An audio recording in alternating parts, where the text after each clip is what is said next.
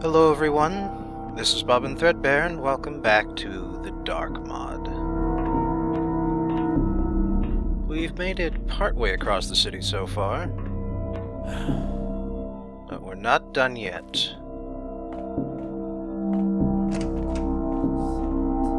Well, there's a garden here.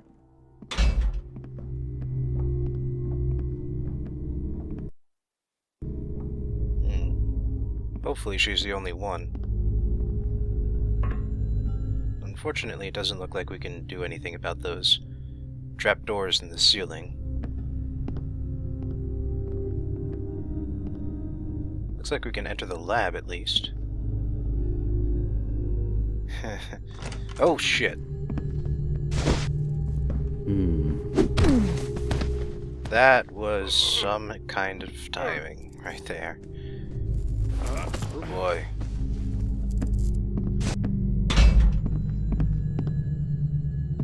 Well, looks like the guard isn't coming back from the way she came.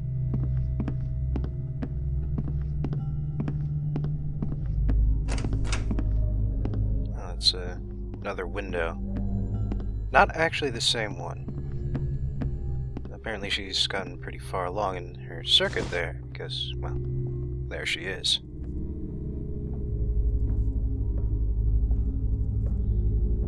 Well, no better place to deal with her than here.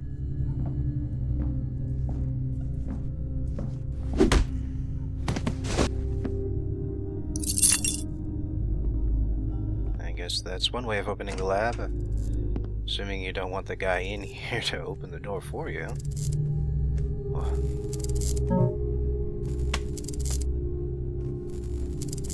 No, just the same warning there. Oh, another one of those sound devices.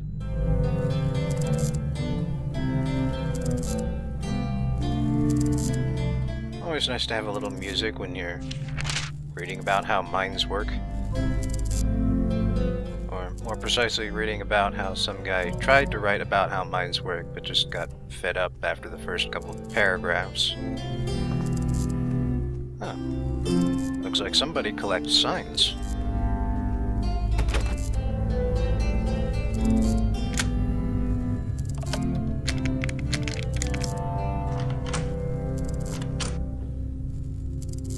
Music stop. Let's hear the second one. Guildmaster Lowman, this is a test cylinder to show you I'm making progress with my recording and playback devices.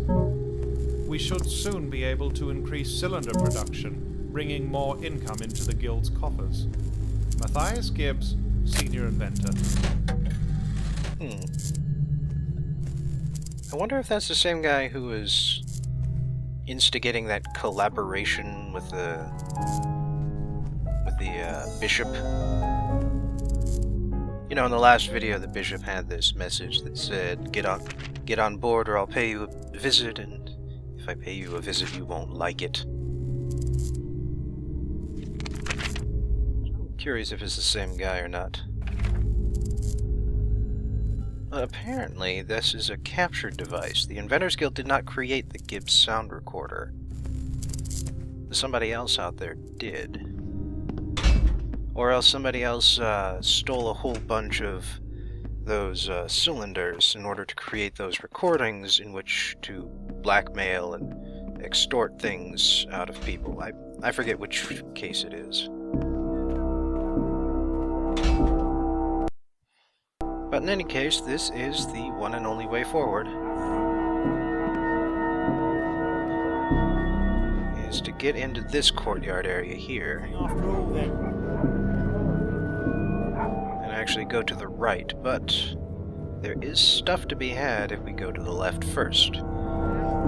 Nothing down there, of course, but wait a second. Yeah, there are cups over there in the corner.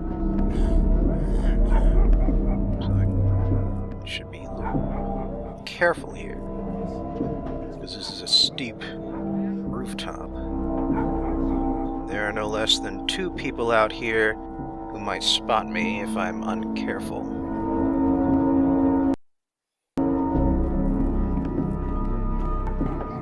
Okay, good. It's not so steep that I can't stand at the edge here. There's another wine bottle there on the table. I'll want to get that too. Figure the best way is actually just to jump from here. You cannot stand on the cobblestones at the base there, but that little alcove that he's standing in right now, that is okay to walk across. My initial idea was to jump across right away and bop the guy, but turns out that was a bad idea, so this time I decided to wait and let him leave instead. Well, in any case, since we can't touch the ground, we'll have to get a little creative when it comes to getting across here. Okay.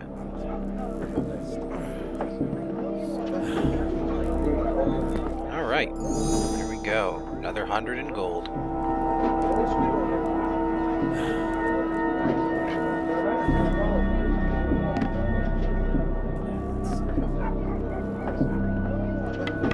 Now from here, actually, if you aim very carefully, it is possible to get up into that little castle wall rooftop area there. You've got to be very precise about where you fire your rope arrow. And then there's another matter, which is that you can't let the guard up here see you, because I only got one of the torches. He'll still be able to see me if I'm on the wrong side of a rope. So looking around is actively detrimental right here. Alright, but now that I know where he is, I can wait for him to turn to the left and jump around the corner here and discover that apparently this place is on the edge of reality. Well, isn't this creepy? But what I love is that you can get up here. It is totally possible to get up here and knock this guy out as he lies upon the surface of nothingness. I want your arrow, dude. Well, no. I don't want it that bad. Yeah, fortunately the walls exist from his direction, so he couldn't see me just now. It's kind of weird how that works.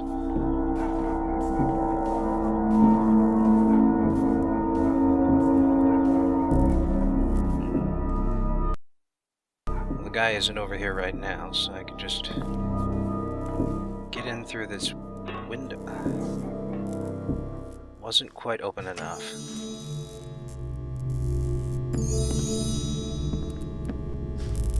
Man, this guy's got all sorts of nice paintings. Ah, hubris. He didn't even lock his desk.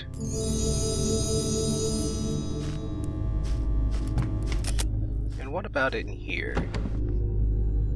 Oh, even more nice stuff. Well, no longer. And you do have to come through here, oddly enough. There were a lot of loops and alternate paths early on, but now that we're finally getting close to the City Watch itself, the number of directions we can go is sharply declining.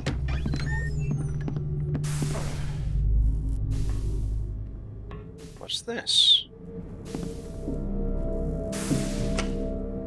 Apparently somebody has imported the robots from Thief 2. They're not quite as personable as the ones in that case. I suppose they weren't constructed by a megalomaniac, and so they don't have a megalomaniac's face constantly shouting his special book, doctrines from his special book.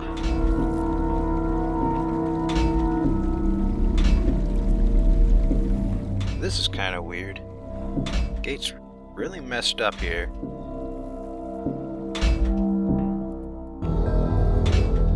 least it's easy to get past. Apparently the button doesn't work. I guess it's just plain old screwed up.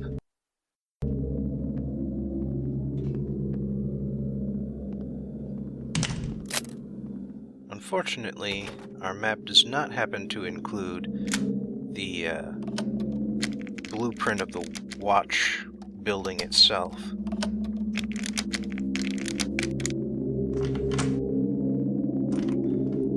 So from here on out, what little help we had is gone. We're just sort of walking through blindly at this point. Station 13, and oh, lots of the nice special arrow types here, including a few more gas arrows. City Watch Station 7, though. Why would 7 and 13 be in the same, and number 5, too? What are these all doing in the same watch district warehouse? Storage room, I mean.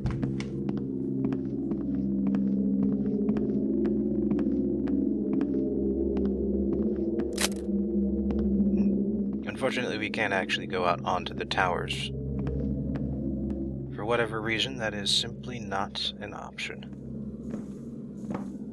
Oh, somebody's coming.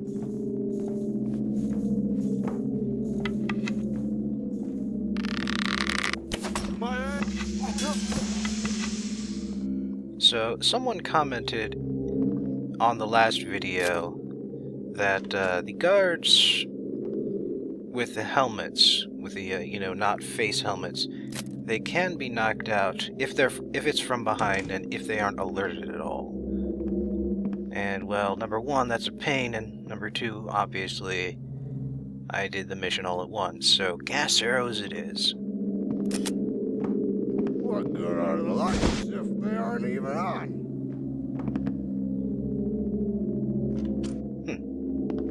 Apparently there's another button downstairs, which makes sense.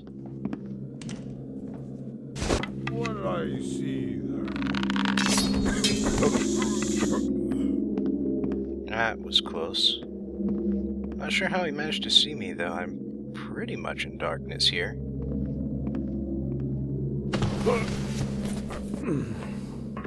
Also, nice touch. All of the guards have names.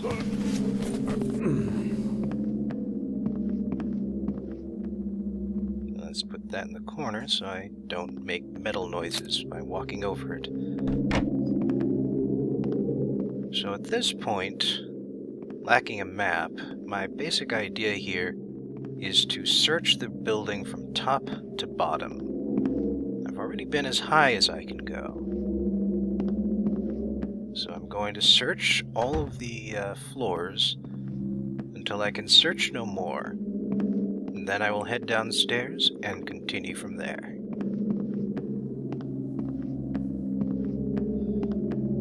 I'm also going to shut off all of the lights everywhere I go.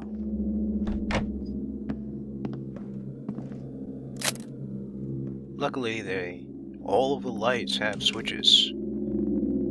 And all of the switches are placed, for the most part, basically where you'd expect them to be placed, which is really nice. I mean, you wouldn't expect light switches to be a puzzle. And so they aren't. I appreciate that.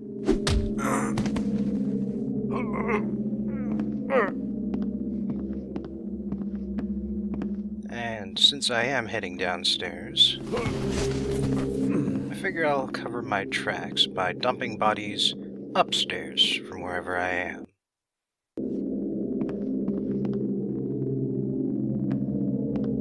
Anyway, the detective's office said that he was busy. But when he says busy... Ah, crap.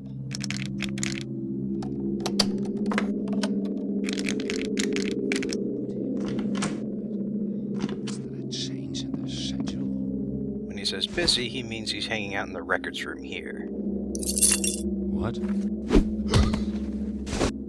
Because yes, that is Lieutenant Beer. And he's here because he noticed this secret hiding spot and he wants to ambush whoever created it. Now I know this because there's a note somewhere on this map that explains this, but what the hell? This is Lieutenant Beer's office. Why the hell does his key not work in it? Oh, whatever. Something that's also nice about the William Steele series is that all of the locks can also be picked in this game.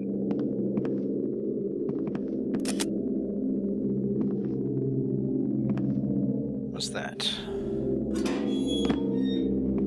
Huh. Looks like it can open, but it opened on my face, so didn't quite finish. Apparently Lieutenant Beer here is complaining about Lieutenant Ames.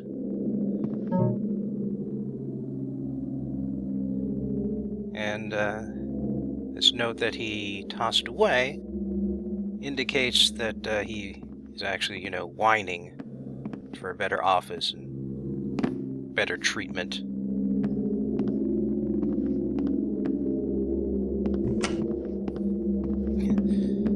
And so he threw away the note once he realized that, he was whining too much in it. So his second draft has an actual excuse for Ames's, like pointing out Ames's poor behavior or something like that. I don't know. Read it yourself.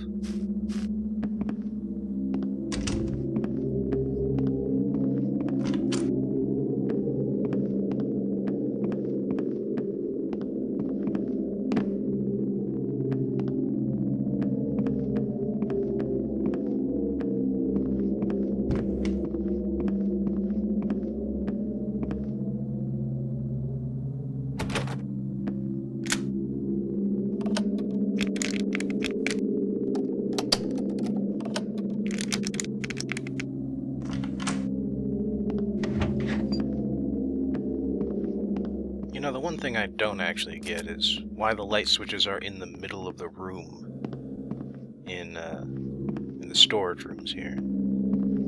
Looks like, speaking of storage rooms, there's some of those weird robots we spawned outside.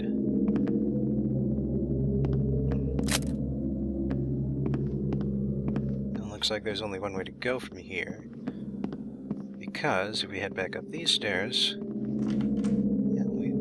end up right back where we were before. You can tell because all the lights are out and there's an unconscious body on the floor. Good indication. Cell block is downstairs, so we aren't going that way yet. It's like some sort of janitor's closet here. And it's got an entrance to a ventilation duct. I think we'll be coming back here for that later.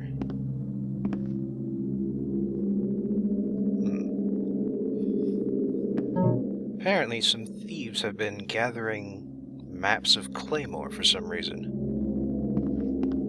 Claymore Prison, which is why that's rather odd. Interrogation room, blood on the table. I wonder if that's an intimidation tactic, if that's the reason why they don't clean it up.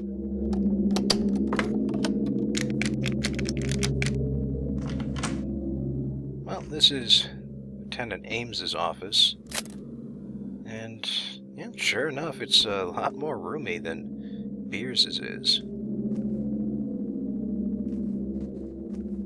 Got a lot more space, although he apparently doesn't know what to do with it. Yeah, there's the note I was talking about that indicates there's a hidden thing in the records room.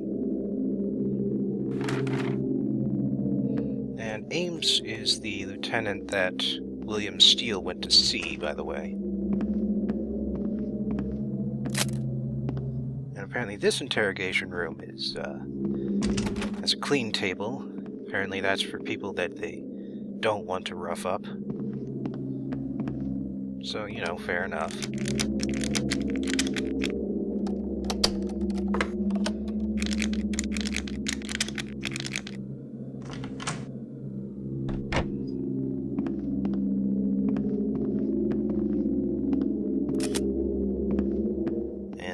The lobby. Once again, no way of leaving even if we wanted to.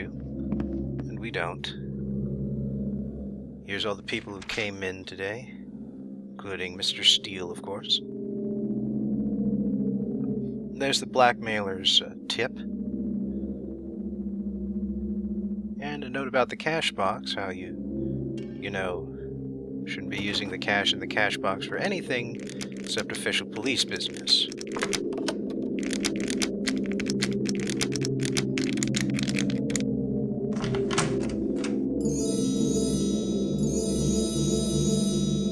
Well, not that there's much actual cash in the cash box anyways.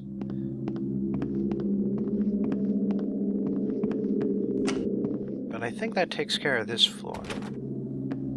Except for Captain Marston's office.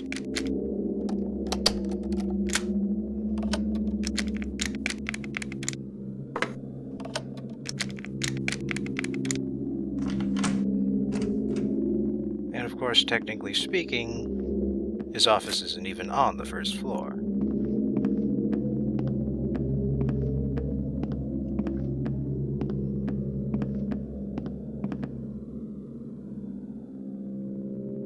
Fair enough. Apparently this area is used as a waiting room. Man, they lock just about all the doors around here.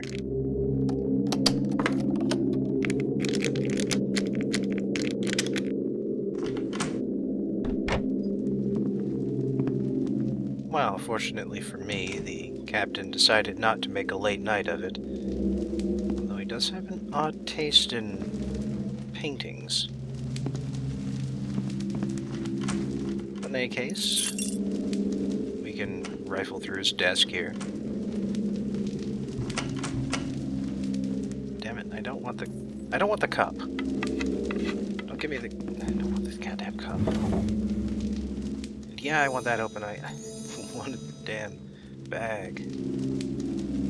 Didn't want me to have the bag. Now it doesn't want me to close the little lean-out desk thing. And that's Lieutenant Beard, who also noticed that there are far more... whoops. Lieutenant Beard has also noticed that there are far more crates for more watch stations than one watch station deserves. So something you might notice is that Lieutenant Beer is kind of a boob, but he means well. And on the other hand, Captain Marston and Lieutenant Ames seem to be in on this whole conspiracy business we've sort of been noticing.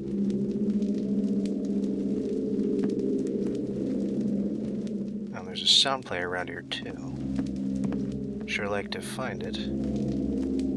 Luckily, we've got another door. And it's locked. Of course it's locked.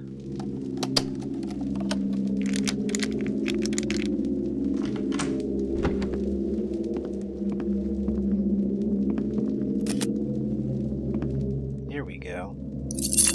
Master watch key.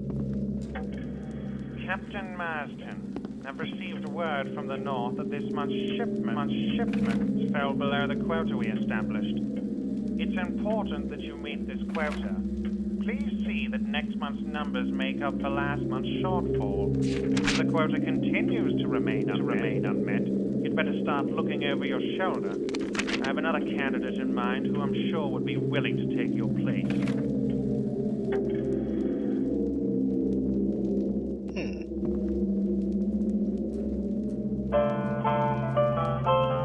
So according to that journal, it would seem that this conspiracy has a lot of separate layers to it. Because this watch captain is involved in smuggling weapons to the north. But he doesn't know about the murders. And apparently he is replaceable in terms of what he can do for the conspirators. And we already heard that one over the intro. I think we can leave.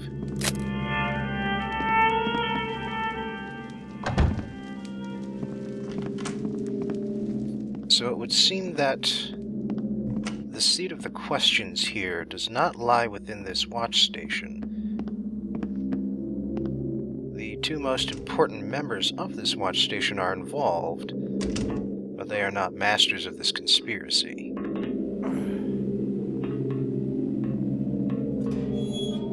That gets me into Ames's office. But Captain Marston did have one important thing to say, which is that apparently he squirreled away some evidence in the Commerce Bank for in case things go sour and they try to get rid of him. He'll have something to use against them if they try to eliminate him. And that's Lieutenant Beers' office.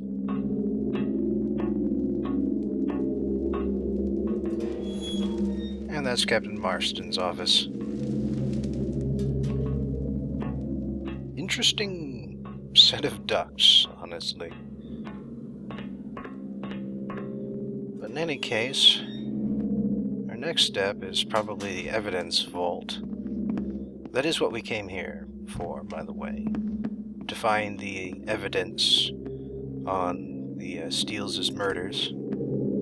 It's not actually here, though. It's something on Captain Marston's is... Wait. I don't have the combination yet. I forgot that I didn't find the combination yet. Whoops. No, the combination is actually down in the cell blocks, in the basement of the watch building. So we'd best go deal with that now. But, as I was saying, the evidence for the Steele murders is actually not present at the moment. It's been taken into Claymore Prison.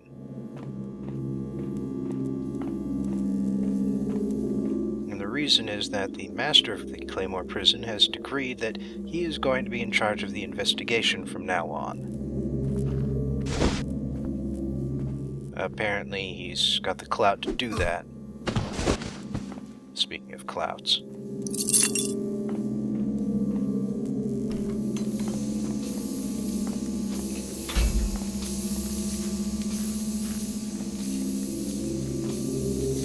Not much valuable in the kitchen.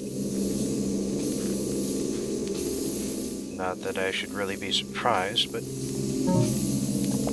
Who keeps putting health potions on these, shelves, anyway?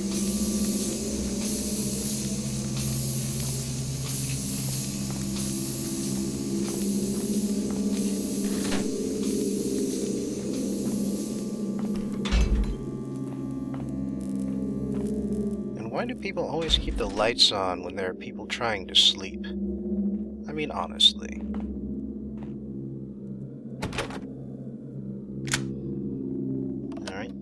Time to open a bunch of footlockers now.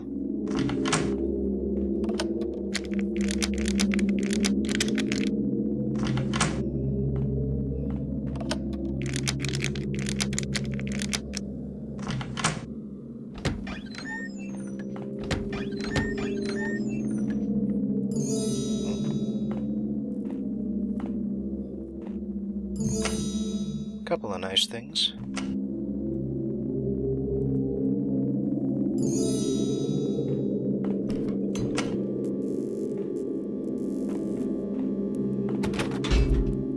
Gotten here.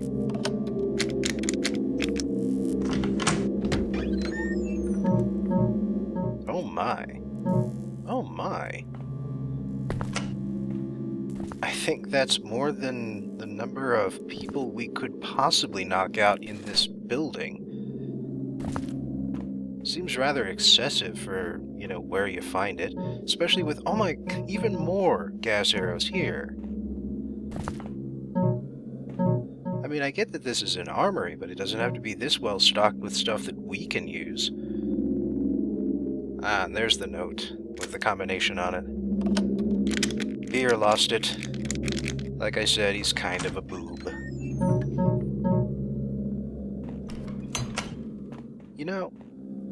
I really get the impression from this map that it was not meant to end at the watch station.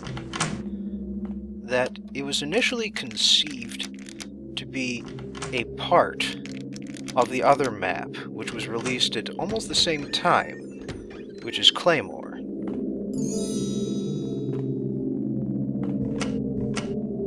Got his spare boots in there, I guess. But yes, from the... Well, that's actually a nice touch right there. You can see the joint where they repaired the support beam. But yeah, it really does seem like this was meant to be a part of the next map. Because it feels like we've just finished half of it. And the reason we're finding all of these goodies here is because we are stocking up for the next half. Lovely. Wonder who dropped the bucket. Kinda nasty.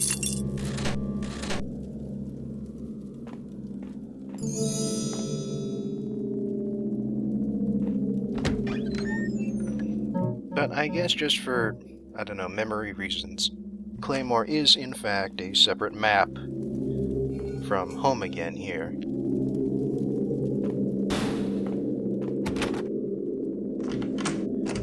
But, you know, taken together, they actually do meet or possibly beat the level of complexity and size of Life of the Party.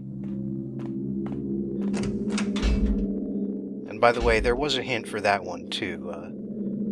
Someone, I believe in the front desk, complained that they had lost some money while they were staying in cell number 1. And we happened to find it.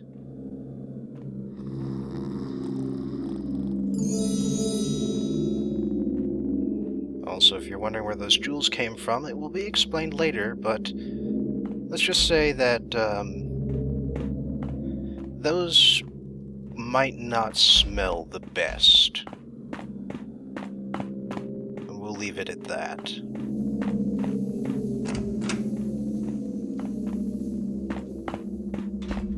Alright, but we've explored the cells, and we've gotten the note, the combination for the evidence vault. So it's time to go back upstairs to the 3rd floor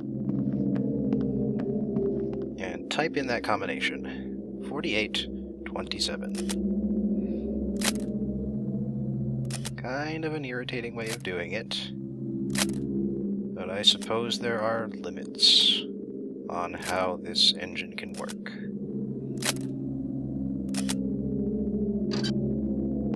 I think it bumped into my head there.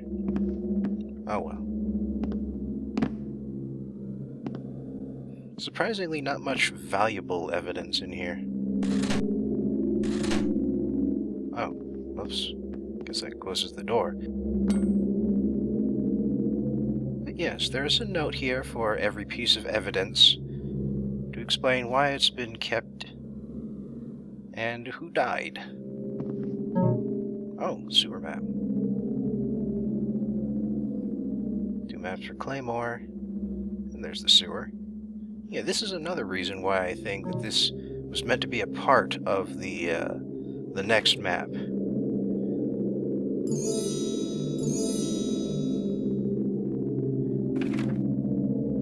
Apparently there's some sort of dig site underneath Claymore. But this is what we needed. Apparently, all of the actual evidence is now at Claymore. All they've got left is a note saying that apparently all the doors were locked from the inside, and there were no signs of a disturbance, despite the 2 residents being dead.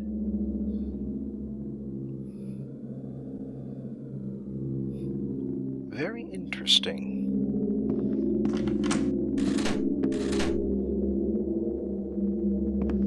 Ah, now here's the valuable loot. Beggar Willie. And that's the note that explains why there are gems in Beggar Willie's cell. Oh, good. That lever opens the door. And this lever closes it.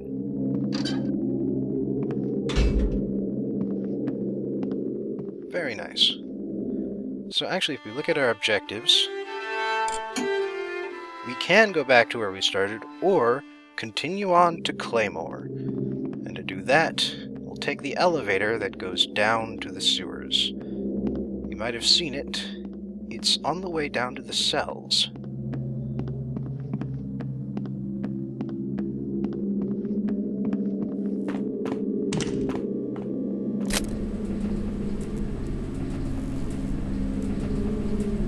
I have no idea why it goes down. I mean, it's up when you see it first.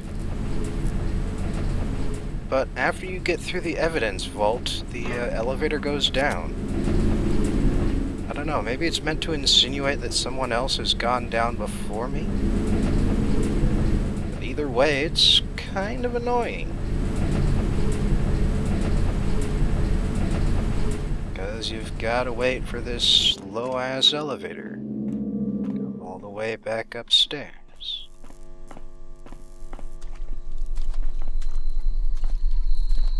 There is someone else down here.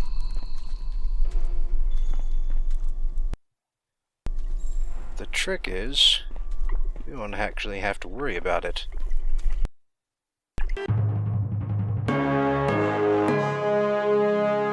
Because here's where the mission ends. Oh, wow. 100 short of max loot, and there's quite a lot of it on this map. Stealth score 55. Well, with all the chaos in the streets, I suppose that's to be expected.